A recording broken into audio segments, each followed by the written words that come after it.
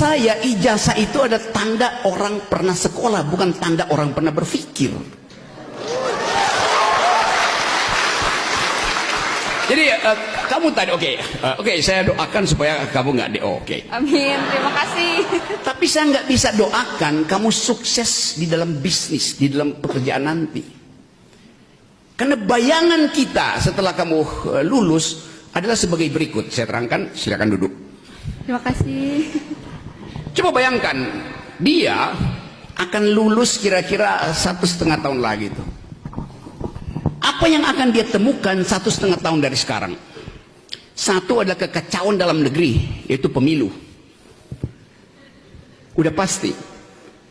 Yang kedua, kalaupun ada presiden baru 2024 ketika dia lulus akan dipusingkan oleh utang luar negeri yang mungkin udah sampai, kalau digabung dengan swasta udah 17.000 triliun tuh.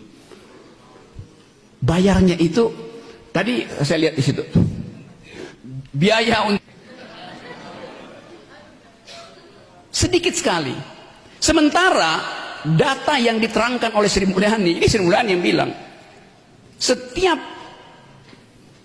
bayi yang lahir hari ini dia akan dibebani hutang luar negeri 30 sampai 40 juta.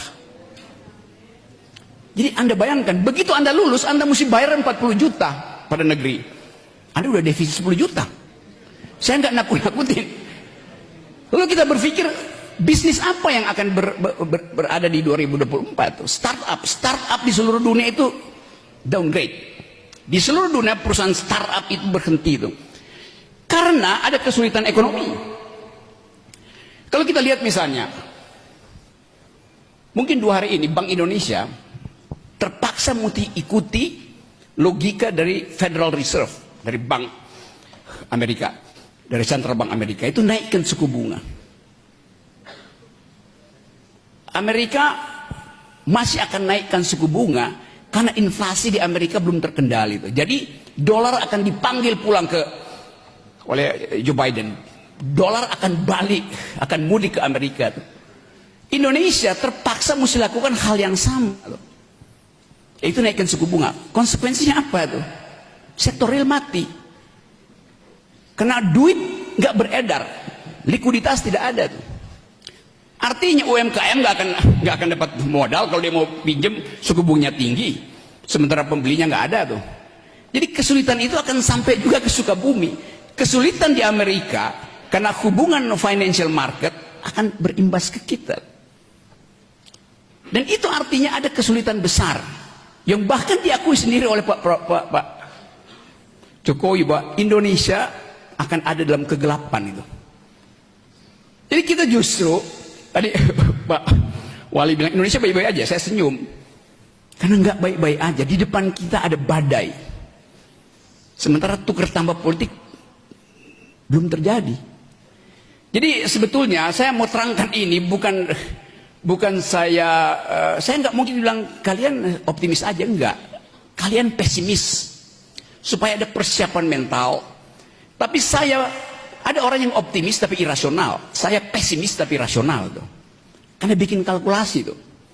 Nah, fungsi-fungsi itu ada di dalam parameter perkuliahan. Kita mau ukur Indonesia ini ke depan bakal sukses apa enggak? Ya kalau dengar ucapan Pak Jokowi pasti Indonesia bakal sukses.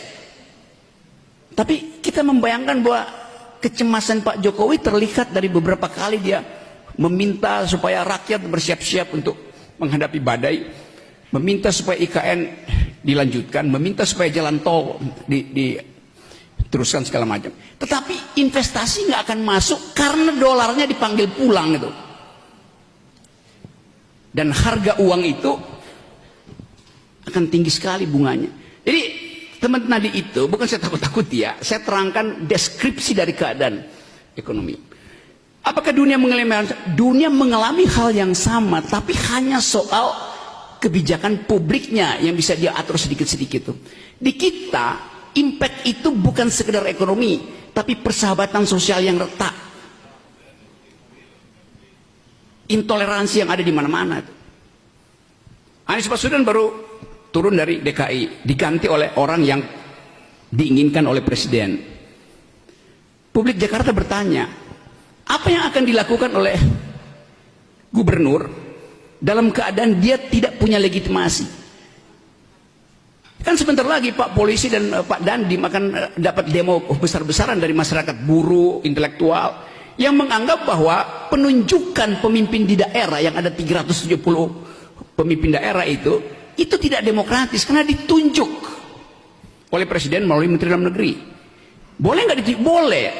Kalau darurat, boleh nggak darurat sampai 2,5 tahun? Nggak ada darurat 2,5 tahun.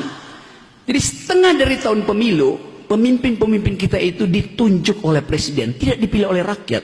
Itu yang kita sebut sebagai tidak demokratis. Jadi bagaimana kita minta pertanggungjawaban dari pemimpin yang tidak kita pilih? Itu soalnya tuh. Nah, kemasukakalan ini yang ingin saya terangkan sebagai metode berpikir di kampus. Kalau saya balik pada IKN misalnya, Pak Jokowi masih akan memaksakan itu karena cuma itu legasi beliau yang bisa beliau pamerkan. Setelah dia lengser, ada saya bangun IKN. Tapi saya mesti terangkan dari awal, itu bakal berantakan karena nggak ada yang masuk akal di dalam uraian itu. Tentu kita bangga ada IKN, tapi batas dari ambisi adalah APBN. Batas dari ambisi politik adalah APBN itu. Jadi public policy dibuat dengan ambisius, itu yang membuat berantakan Indonesia. Ambisi untuk bikin jalan tol, ya jalan tol diperpanjang, tapi jalan pikiran jadi pendek. Kenapa jadi pendek? Karena per hari ini, kalau kita belajar public policy, kita ingin public policy itu menghasilkan otak yang bermutu. Faktanya hari ini, stunting, mereka yang kekurangan gizi, hampir 2 digit Indonesia. Jadi anak-anak kita, yang hari ini kekurangan gizi, 10 tahun lagi otaknya akan menciut 25% karena nggak ada nutrisi. Jadi bagaimana mungkin bonus demografi itu kita peroleh kalau peralatan untuk bersaing di tingkat dunia itu, yaitu otak, dimiskinkan karena Presiden lebih memilih membuat jalan tol daripada menyediakan nutrisi bagi otak anak-anak. Itu trade off-nya begitu. Lain kalau APBN kita seperti daun kita cabut-cabut, oke, jalan tol bisa dibikin, sekolah diperbaiki, mutu diperbaiki, setiap pagi anak-anak kita kasih susu, protein, segala macam, daging, nggak ada soal. Tapi APBN kita terbatas. Waktu Presiden memilih kebijakan publik pro infrastruktur, trade off-nya adalah kesejahteraan harus dikurangi. Itu konsep dasar. Karena APBN itu sangat terbatas. Jadi Presiden masih ingin melanjutkan infrastruktur IKN terutama itu. Tapi buat saya misalnya, ya oke, silakan bikin IKN, tapi jangan pakai pajak saya. Dulu Presiden bilang nggak ada APBN, sekarang akan dipakai APBN tuh, mungkin 20-30% atau bahkan 40% pakai APBN. Artinya pajak saya akan dipakai untuk bangun ibu kota negara. Boleh nggak? Boleh. Kalau saya setuju. Saya nggak setuju ibu kota negara karena melanggar hak generasi muda untuk menikmati udara bersih, melanggar prinsip-prinsip AMDAL. Karena itu saya nggak setuju. Karena itu jangan ambil pajak saya. Lalu orang debat, pajak Pak Rocky mesti dipakai. Saya akan bayar pajak kalau pajak saya itu dinikmati oleh tetangga saya yang tidak bisa bayar pendidikan. Maka saya rela. Saya rela pajak saya dipakai oleh komunitas yang miskin pendidikan.